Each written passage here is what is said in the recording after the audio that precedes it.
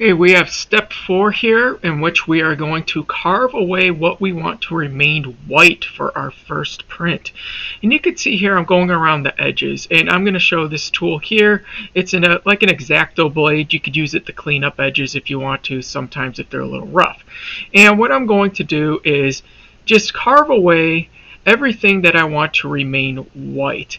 Take your time when you're doing this. I like to take the narrowest gouge and outline my areas first.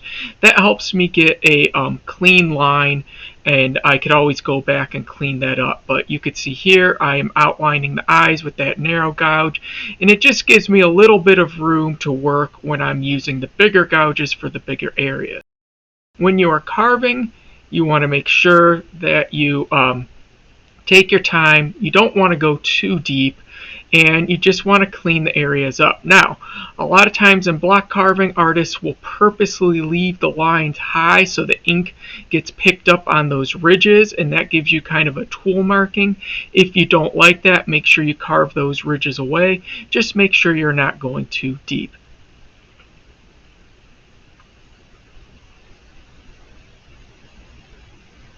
You can see here I am happy with my carving, and we'll be ready to move on to the next step, which is making our first print.